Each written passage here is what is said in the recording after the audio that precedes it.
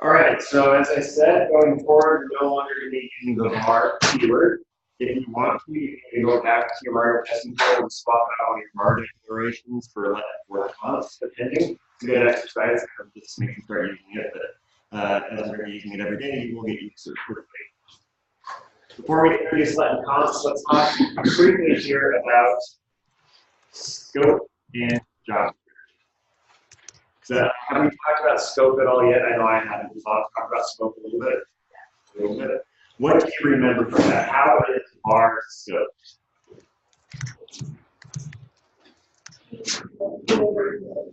Locally or globally? Okay, cool. So there are, before ES6, before let and const, we have two main scopes. We have local scope and we have global scope. Which scope is this? I can't stand this. Okay. So what is the scope of this variable on my name? Global. How do we know it's global? Yeah, it's not inside of a function. It's not inside of a folder. It's not inside of a set of curly brackets. Is a big deal here. If it's not a set of curly brackets in some sort of JavaScript mechanism, it is now part of the global namespace. What does that mean? Well, one thing it means, if I have a function, and I'm going to console log name here, and I'll call the function, will we see Joe or will we see undefined? Let's see. We see Joe. So this shows us that global scope is the variable declaration that's available anywhere in our program, even if we're nested in a function. This variable now exists outside their entire application, so even our function is what it is. Another question. Will we see Joe or Steve? Why would we see Steve?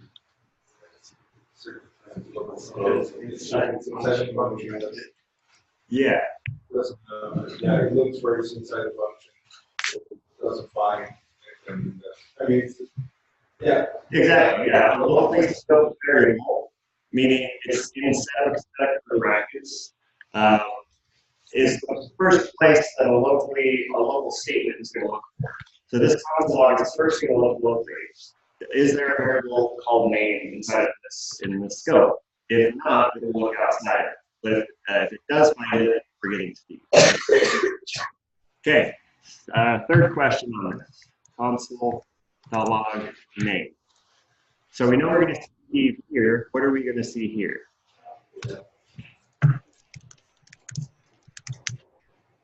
Joe. So showing us that outside the function, name is still referring to the global. What happened to this variable? Yeah, so we called this function. It declared the variable, it console logged the function finished. What happens to all the data in the function when a function completes? It's gone. It's thrown in the trash bin.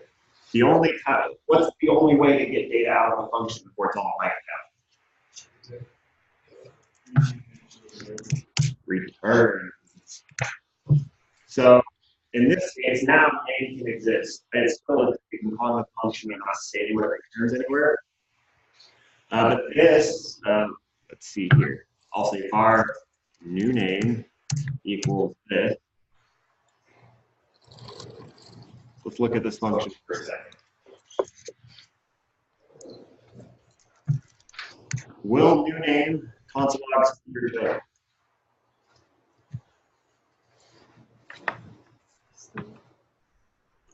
Undefined. All right, Steve and then undefined. So why undefined? All right, and then why Steve? Yeah. So our function, we're telling it to return something. So if I declare a variable instead of equal on the function, this variable, once this function is completed, it evaluates literally to whatever is returned. We will get Steve as new name, because that's what we said return. And then when we console log new name, we'll see Steve.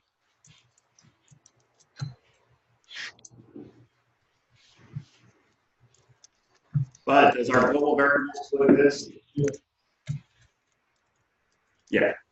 So we'll get Steve here. So this is how var works. This is pretty much the gist of it.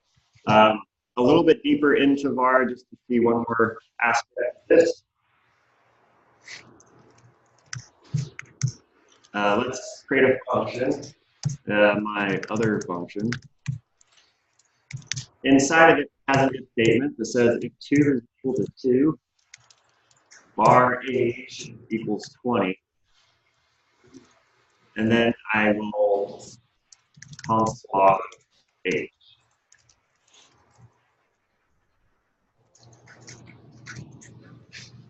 Next question. Will we see 20? Will we see undefined? I call this function. Yeah, I'm not trying to trick. This is what we just did. So here's our 20. We already decided a set of curly brackets instead of a set of curly brackets. So this is what kind of scope? Local. Its age doesn't exist out here.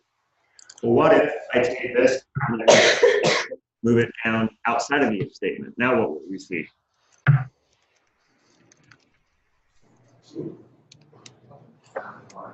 $20 undefined. Our code breaks. Which one? 20. You are right, Martin. So, what does this mean? Well, this means that var exists within a local scope, and that is defined by the function here. That means the entire scope of the function knows what var is, even if it's declared and nested inside of something else. It still has the scope of the entire function. This can be good. It can also be pretty bad. What if we only wanted var to exist inside of the if statement, or var 8? And if otherwise, we could maybe use it again out here for another purpose. Yes, so this is why let and const came about. We want to be even more rigid with our variables so that they only exist when we want them to exist. And then it will actually matter where we declare them. Because var, it doesn't matter where I declare the function, it now exists in the function, as we can see here. Is there any questions on local scope? All right. Yeah. So here is a function.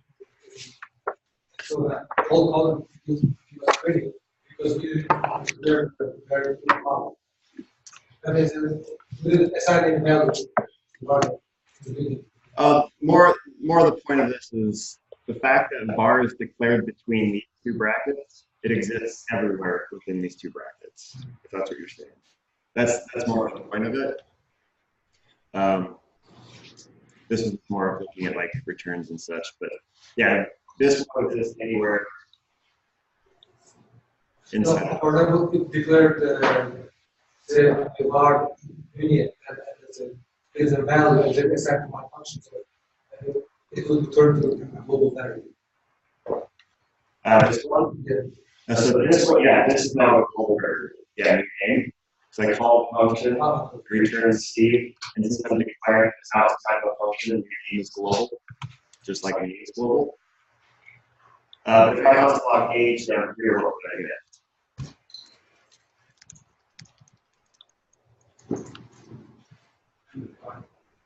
Yeah, undefined because it only exists here. Okay, but with const, that's like doesn't matter where. It does make a constant, that's for sure, but it doesn't matter where we declare it. So let's look at var or let const now. We're going to use the same example, but let's introduce let const. So instead of var, we can say let. We'll last name.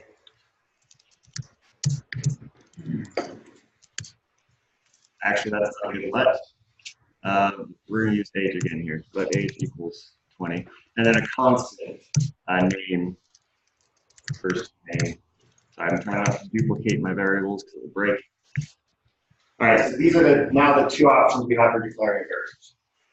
Const implies that this is a constant. So this will never change in my program. The data that I assigned to this variable cannot be changed. It cannot be reassigned. And this is nice, because if you try to reassign it even by accident, JavaScript like, no, you declared that as constant, tell me you don't want to do that, and we'll break the program and let us know. Where var, I could say var age equals 20, and then var age now equals, and then say age now equals 30.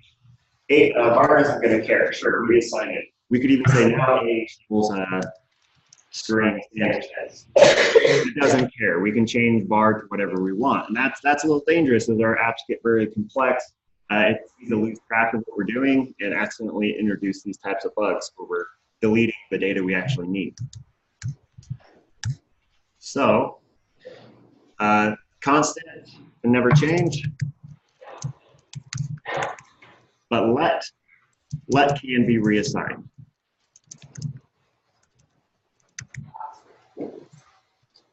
So, why age for let and first name for const? What's my purpose behind that? That's great. Your age changes. I'd like to be able to increment that number later in the program if my person that I'm dealing with grows older. Now, maybe names can also be changed through the legal process, but I'm not worrying about that. First name, we're planning on not changing this. So that's how the two differ as far as when we use them. The standard rule is always use const. If your app tells you you're changing stuff and you realize, oh, I do need to change that, change it to let. There are one or two examples where we'll say always use let. For the most part, const is your go-to. Let's see how their scoping differs from var. Because as we said earlier, we have two scopes available to us initially. But let const introduce a third type of scoping. Revert to lexical scoping, or also known as block. Lexical scoping or block scoping. Block scoping.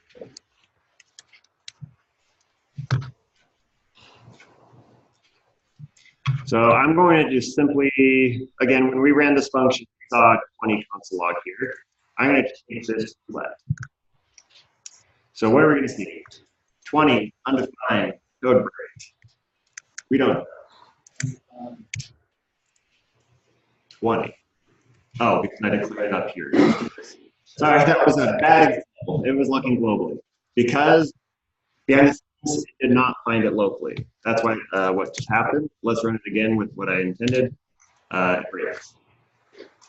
Because reference error, age is not defined. And VS Code lets us know about it. Notice how it's not highlighted, it's kind of dipped down. To make it actually be used, we'd have to move it into the same area.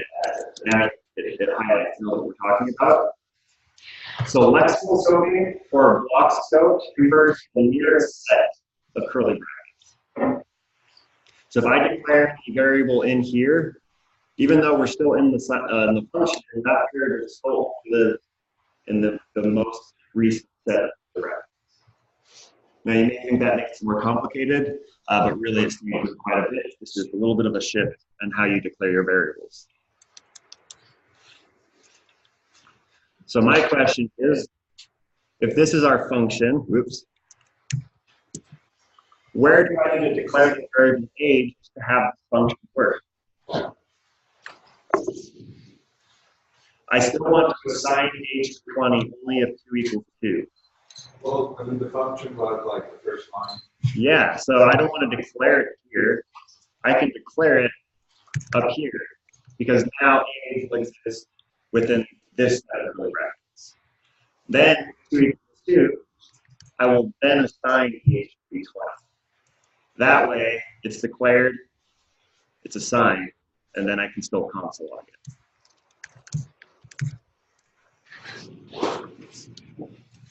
And this is way better than saying x equals to var 8 20 and console logging outside of it because it gives us way more control. Now, if this was a faulty statement, this isn't a perfect function, we get a undefined, so we'd have to work that out, sort of edge case. But this is what bracket plus coding, nearest brackets. Const, same thing. However, what does const stand for again? Constant. So when I try to run this with const, I'm not assigning the age to set. Let me do that just fine so far. When I do this with const, I get a big break. So when we use const, we have to assign it immediately. This is a constant value that's never going to change. You need to give the value from. So I can't just say const age, make it be available. I have to say, right here equals 20. So in this function, which variable declaration would you need to use to make this work? Yeah, you have to use let in this situation so that you can declare it. You don't have to assign it just yet. It is a changeable variable. So it's undefined.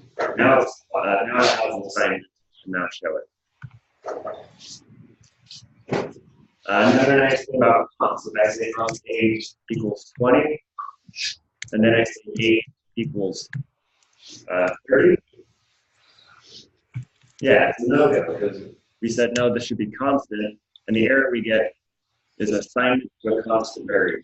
You try to override something you told me should never change, so I'm letting you know I didn't let that happen, and I broke the program. Have a good day. But we'd rather know about it, right?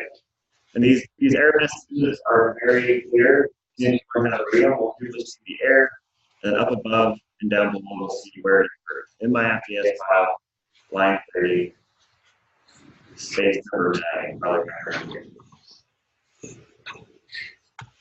All right, so we go get these left const now. After that 10 for it. One more example where we're going to play. So basically, the only reason var still allows just for compatibility. If you had a program in the 2000s where you used var 10,000 times, we don't want to, ruin that developer state. A lot of people did go back and revert them, but it's still fully supported if you want to use it, but no one's going to want to see it. Yeah. Math, You always use that. Yeah. I have a question about scope, not necessarily in the about scope in general. Yeah. It has to do with some of the event listener type stuff. Okay. So say you have an event listener and you create a new variable within that using JavaScript. So is that variable only local, or since you created, not created a new variable, created a new element using JavaScript, can that element be used locally? So let me make sure I understand. Let's say we have something like this.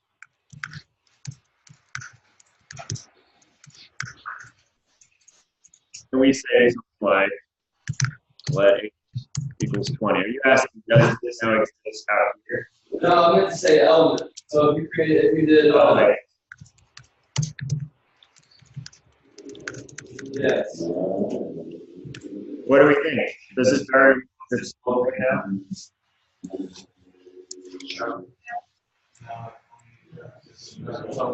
Unfortunately, those rules don't change. This is still JavaScript. We're still within brackets. This is locally scoped. By console log each one out here, we've got There's no way to grab that. So now there's no way to grab that later on. There is. What if before I put it on the DOM, I say something like h1.id equals my h1. Later in my program, once this has been appended to the DOM, I can say document.get element my h1 and grab it again if I need to. That's how you use it. Yeah, it's on the DOM. Go grab it later if you need it. You just make sure you don't do this before this gets appended because it will always be undefined if you find it. Yeah. Good question. But yeah, now we're now that we know scoping in a general sense. This is what we're living by, the nearest set of brackets. So another reason this is nice, for loop. We say var I equals 0. What should I replace var with? Why let? Yeah, I is changed. But what's nice about this, or one thing that's nice about it, is I can use I in here. But if this was, let's say, a function called loops, and I need to use I for some other reason, what will this I console? Undefined, because I is declared in the contents of this for loop. And you're like, wait, it's not between the curly brackets. This counts. For loops are special case. You know, what other conditions we declare variables inside of? We don't do if statements or anything like that. Just for loops, we can declare our I variable. But now it only exists here. So this one's undefined. I can use I again later in this function. Okay. So you can do the, Yep, I can use another for loop here with I equals n. Technically, I mean, because of how var works, this was var I equals 0. What now is constant block? So what numbers will this constant block with our for loop set up? 0 through 9. So what will I be once the for loop is over? I should probably call do loops so this works. And get rid of this so this doesn't break. Yeah, 9. Or wait, no, I gave it 10. Oh, because it does increment it, realizes it's not less than 10 and exits. But look at that, it's giving it still knows what I is because we used var. Because var lets it live in the entire function. As soon as I change this to let, it gets all the way to blank and it tries to hit this one and it's undefined. so, What's that? Oh, we definitely want to use let because I changes over time. This is just showing that when I use let, it only exists in the for loop. As soon as the for loop's over, I never doesn't exist anymore. We can use it again if we have to. Yeah. So you can use var. You never want to use var. You just keep using let. Whenever you're like, yeah.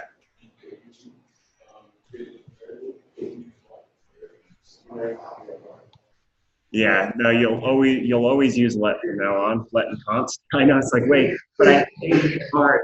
I'm safe with that. I know it works sometimes. Yeah, sometimes. It's let's going to give you a lot more control. Same with const. So just start using that a couple times, and you'll have an aha moment, and you'll be happy.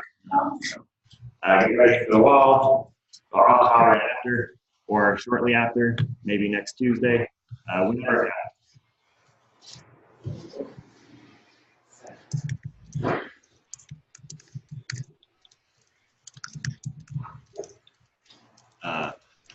Block scope to the for loop.